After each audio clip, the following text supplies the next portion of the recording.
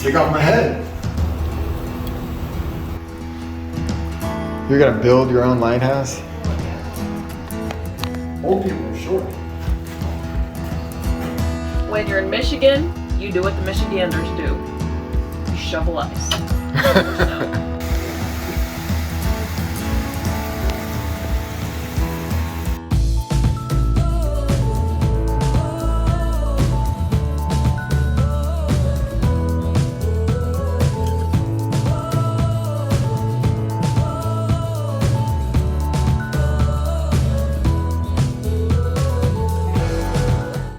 We're now in Mackinaw City, Michigan.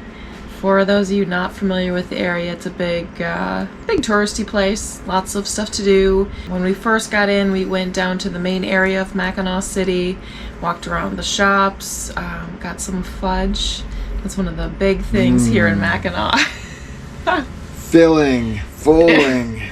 Yeah. And they do have gluten-free options for those that need gluten-free options. So I've been to Mackinaw City before. This is Ryan's first time. So what was your first impression? So it's a tourist attraction. Yeah, there's the tourist trap, whatever you want to call it. There is a lot of shops around, a lot of things to be able to do. A lot of little trinket type stores around there as well too. Hopefully we'll be able to get to the lighthouse tomorrow. There's also an icebreaker ship that I was kind of curious that is no longer in service that I'd like to be able to see too. So there's a lot to do. There's a bunch of breweries around as well too if you like to drink. There's a lot of just people hanging out and enjoying it. Right now, not too busy, surprisingly. It really wasn't that was the big thing that Ange said, is that she's so used to things being so busy, and she came here and she's like, wow, it's really desolate, it's not that busy. So it seems like come maybe a little bit before any type of holidays or anything like that might be beneficial. Well, and I don't know if in the past I always came on the weekends. I can't remember.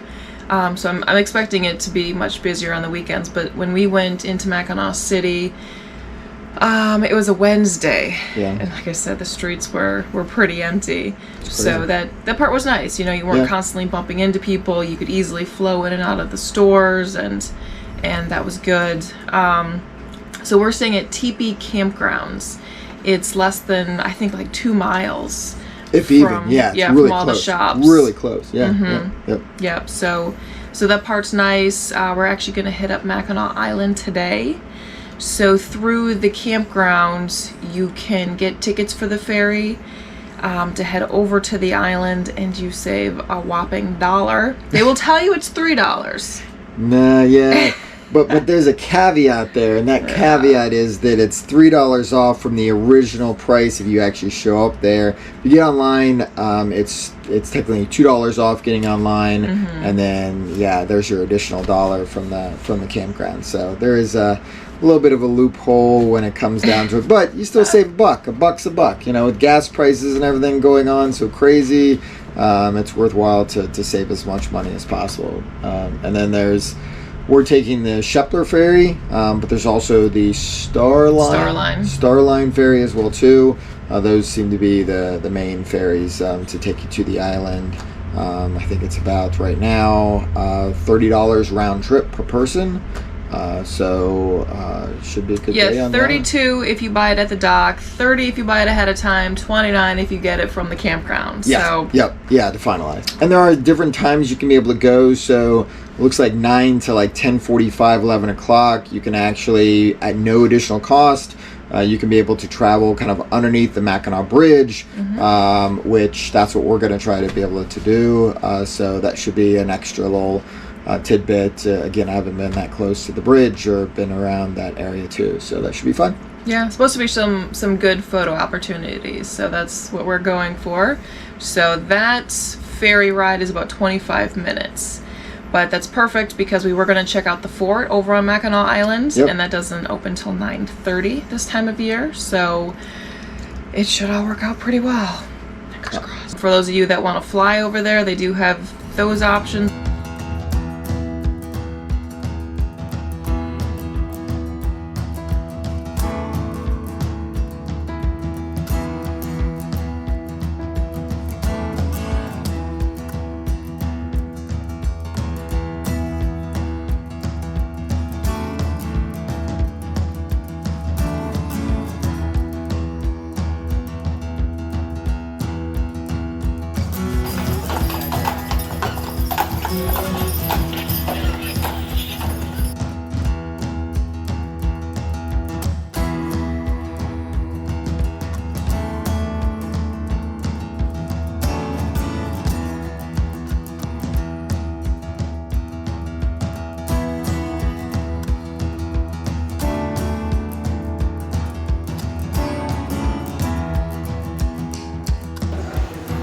The court found Private Casey guilty of the charges and fined him $10. Front door. Steam out of there. No more fans. Yeah. The person is constantly like, this is the fan. How do we release all the steam?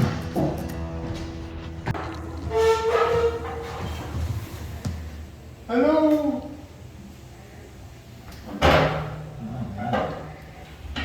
It's really heated all the water.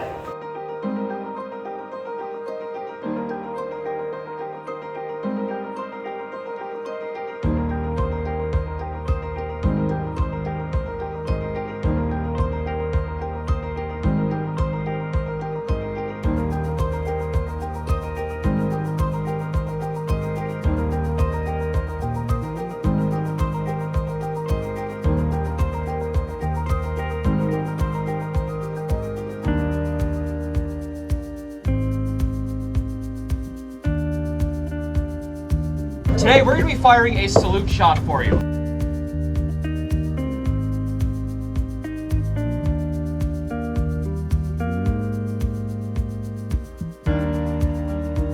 Ready! Fire!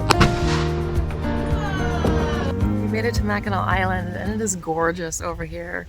Plus we lucked out with the weather. It's a beautiful day. Yeah, I think it's right around 70 degrees in the sun. Gorgeous, can't complain. The water is so crystal clear. It's just amazing how crystal clear it is. You know, if you, without the salt smell, you would have thought you'd be at like Caribbean island. But yeah, it's amazing. Never had any idea how gorgeous and clear the water is too. So it's been a great experience so far. We've seen arches, we've seen fort. You saw the fort? Well, so that goes into all the stuff there is to do here on the island. There's the typical tourist thing where you just go walk the streets, you go to all the shops, you check out the fudge, go to the restaurants, things like that. You can rent a bike if you want or bring your own if you're staying locally. But the other thing is we went kind of on the outskirts a little bit more. We did more of the, what did we see? More the scenic views instead of just the common tourist traps. You know, be able to see the sceneries and not just hanging around with all the population and the bicycles and the horse carriages. And there's a lot of people riding around bicycles and horse carriages. I'm quite shocked at the amount of population that's here. It's a good way to get around the island, especially if you're only spending one day here, or if you have kids who maybe don't or can't walk as far. You can see more in a shorter period of time when you're on a bike. But so what we ended up doing, we went to Fort Mackinac first, and then by paying that admission, you can go to some other places on the island as well that are all part of that package deal. And then we went to Fort Holmes, and then we went to the cemetery. I think we hit the cemetery and the Skull Cave. Skull Cave, that was the one I couldn't remember. So we hit up Skull Cave, and then we hit up Arch Rock, and then Dwightwood Springs. Yeah. It's a small spring. It's not that big, but it's still something unique to be able to take a look at. And now we're just hanging by the rocks and hearing the waves crash by. And yeah, you would think that you're in the middle of the Caribbean island here. So it's really nice. Yes. Yep. And there's even seagulls too. I didn't know seagulls were around with lakes, but they can be all around everywhere, I guess. Yeah, there's a lot around here. So next we're gonna probably go check out the Grand Hotel, but we're gonna take this Lakeview Drive to get back. Nice little around the island scenic tour. Yes.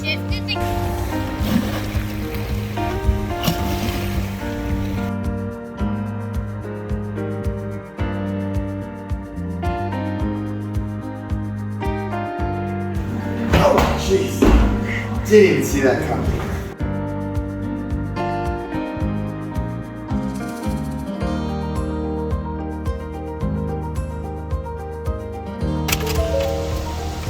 Testing.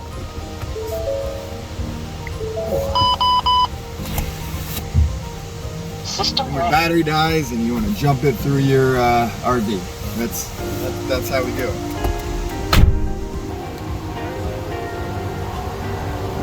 truck is too heavy to move.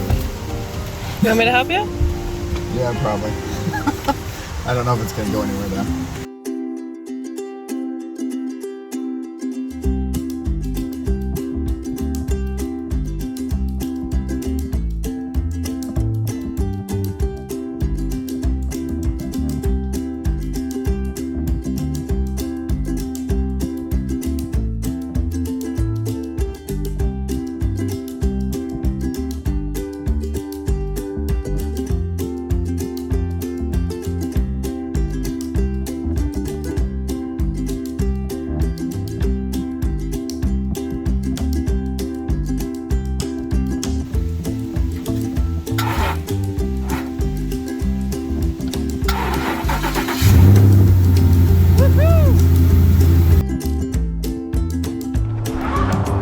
Day 3 of Mackinac trip. We hitting up the lighthouse. We are hitting up the lighthouse. It is the old lighthouse museum. Old Point Lighthouse Museum at Mackinaw City. So we decided to go through it and check it out. And looks like we have the shipwreck museum all to ourselves. So we wanted to share with you a little bit of our findings as well too. Yeah, and this is one of those places that it's best to go early. So today is Saturday, and so there's very few parking spots Yep. in the main strip. Over here, there's still some, but we got here around 12:30, and the 1 o'clock tour of the lighthouse was completely booked already. So we have to wait till 1:30 to actually go up in the lighthouse. So it is best if you do this early. All this touristy stuff, you gotta come early Yep. if you don't want to stand around and wait forever. All right. It's of the Sandusky. It's 110 feet long. It is 225 tons. What do we got up here? So that's what it originally had looked like. Maybe I should have started with that one. Big difference. These are some cool artifacts. You can actually see the Sandusky when they travel down. Oh my gosh. Oh, there's even a little scuba diver in there. Yeah, what's the stuff that's lighting up? That's all the places where ships sunk. The 1850s, 1860s. Lots and lots of ships. And I guess after 1960, no other ships actually sunk, so they were good, they were done. They have an audio-visual program here for the all the shipwrecks that happen in the Straits of Mackinac. So we get inside. We see these stairs and we both got excited. Just to find out that you can't go up. Depressing. Super exciting. You're gonna build your own lighthouse?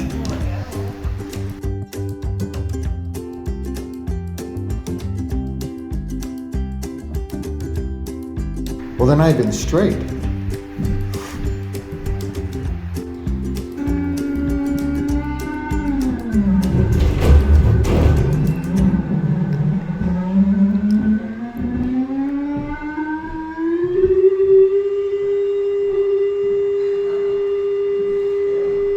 Press the buttons. Must press the buttons. He's always gotta press the Always gotta buttons. press the buttons.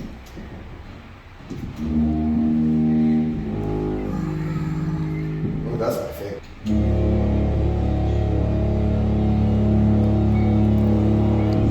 My truck is sound like that. That's really good.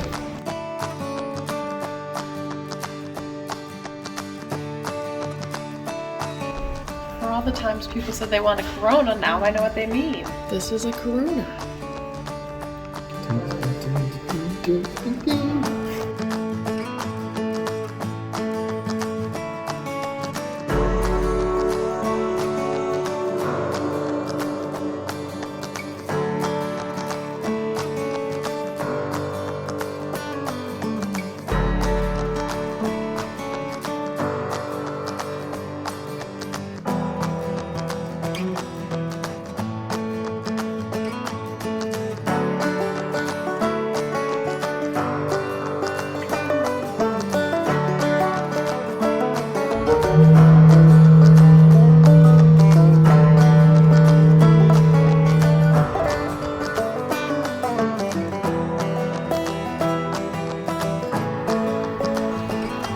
Ange, what are you doing?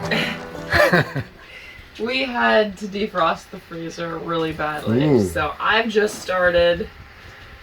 I already have, I don't know, quarter bucket of ice.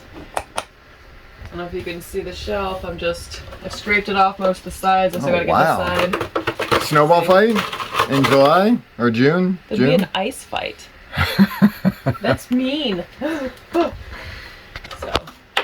has to be done. About twice a year we do it. So, She got a lot. She got a lot. And we gotta leave in an hour. Yeah.